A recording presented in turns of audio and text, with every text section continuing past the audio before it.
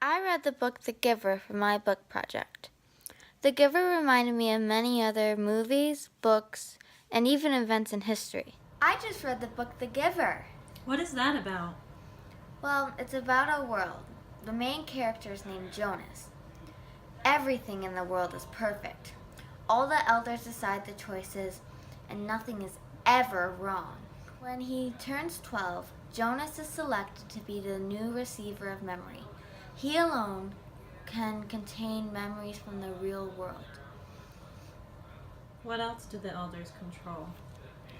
They control who lives when they die, what they eat, the weather, everything. Oh my gosh. Do you know any movies or books that are sort of like The Giver? Yeah, I think there's a lot of stuff. One movie that you should watch is The Truman Show. It's a lot like you described The Giver. Um, there's this guy in it that is being filmed, and his whole life is like a setup, and he doesn't even know it, and that's why it's called The Truman Show. Everyone is watching him live his life, and he thinks that his little world is real, but it's all a set. It's a pretty neat movie. Go watch it now! Okay. Now we're going to watch The Truman Show. We've become bored with watching actors give us phony emotions. We're tired of pyrotechnics and special effects.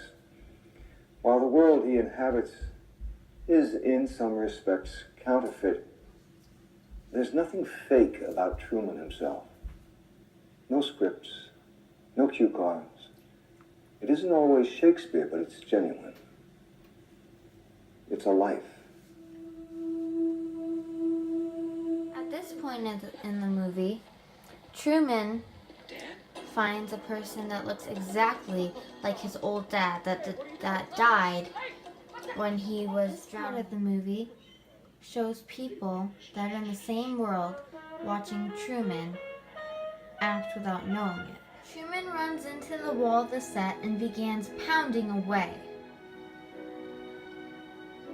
Truman walks along the side until he sees stairs.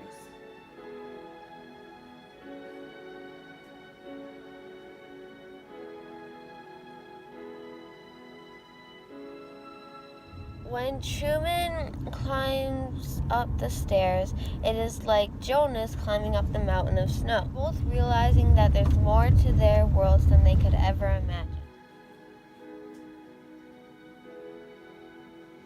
He sees the exit of the set.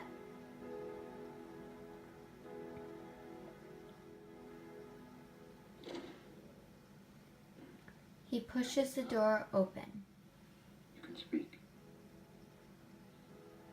I can hear you. Daddy, do you know any books or anything that are sort of like The Giver? What's The Giver? The Giver is a book, but it's also a movie.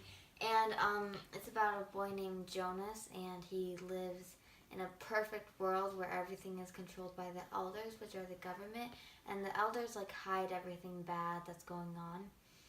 And like the parents can only have 2 kids. Babies that are too weak get a shot, and then they die, and then they're thrown away. And Oh, it sounds like China. Well, you know, Georgia, that sounds like China years ago. Starting in 1979, they had a one-child policy. Families could only have one child. And it just recently ended 2 years ago, in 2015. really? Why did they do that? Well, the population was growing so fast that they had to do something to stop the growth of the population. So they decided that each family should only have one child.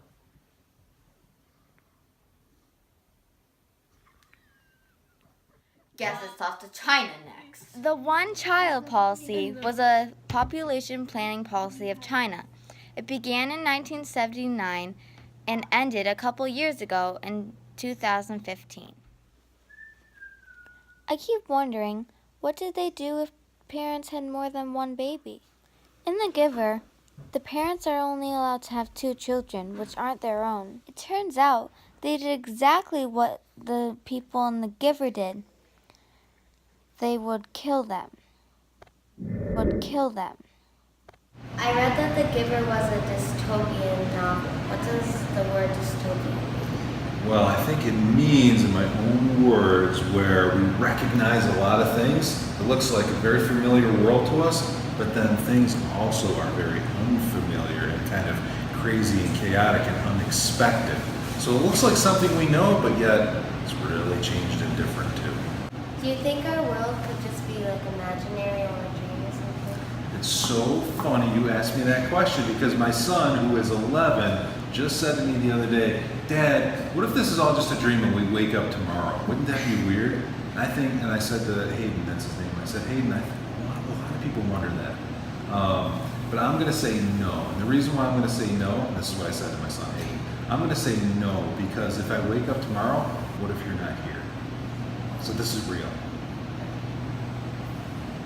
They decide everything, their jobs, who they marry, who their kids are. And I was wondering, like, if that happens in the real world, like. Well, in Hindu society, some Hindus believe that they should have arranged marriages so that they can pick who's going to be best for their child. And those marriages tend to work out. You usually don't necessarily meet your husband until right then and before. I think it also happens in the Mennonite and Amish societies too, where you have to have your husband like vetted before you marry him just in case. Not that that's always a perfect system, but I know it definitely happens.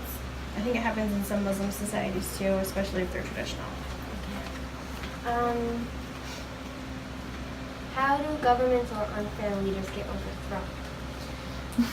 Man, that's a great question. It takes a lot of work from a lot of people. So people can't just be upset about it and they can't just say, well, maybe it'll change eventually. They have to be the ones to act and make it actually happen. So we need a lot of people who are motivated by the same things to stop evil from happening.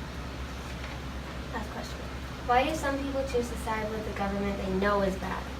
I think it's easier for some people to side with them because that's the evil they know.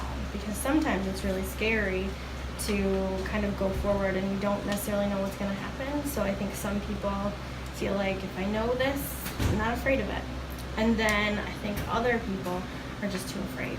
I think some people are afraid for themselves or their families or their jobs to go and do something that might be scary. It might not work out. Thank you.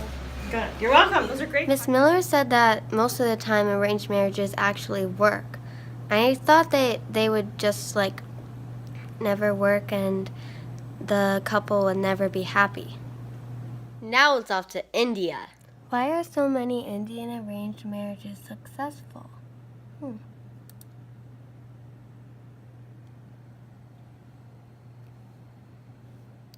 Their parents will actually like put ads in the newspaper for their daughters who need a husband, and then like just random people can come and meet the daughter. I found a video about a couple who had an arranged marriage in India. Based on love. We met once with the entire family. For dinner, the night that I arrived. And then the next day, the two of us just spent a little time together. And then by the evening, I think we went back to our parents and we were like, sure, let's go ahead with Actually, it. she went back and said, yes, I took my time.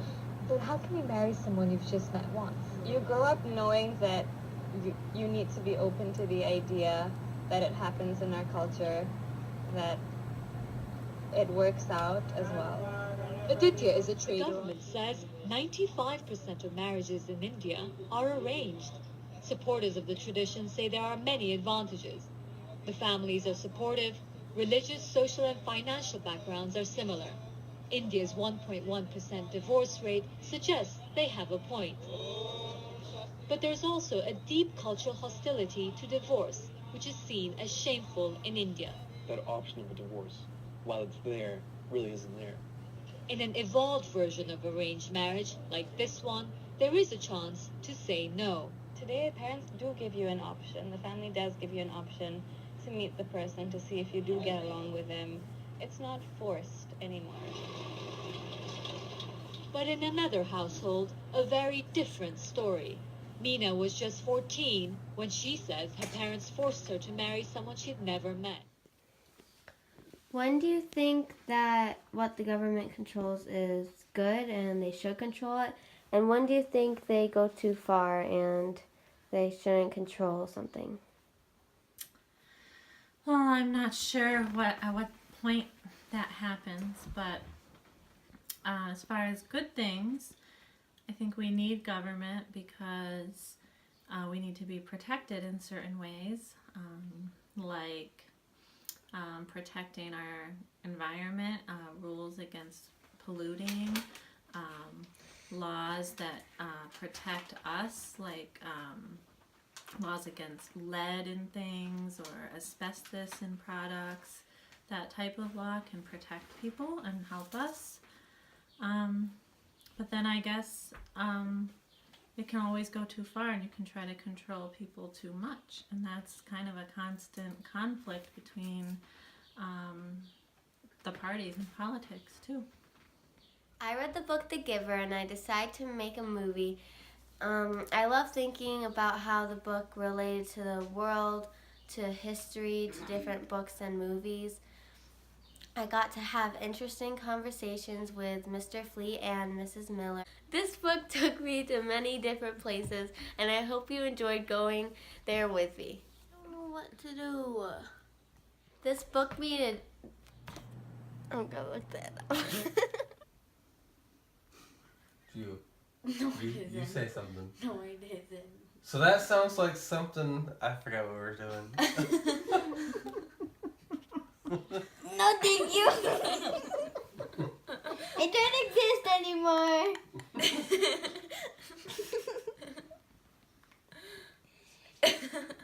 Cut. The one child policy was a population planning policy of China.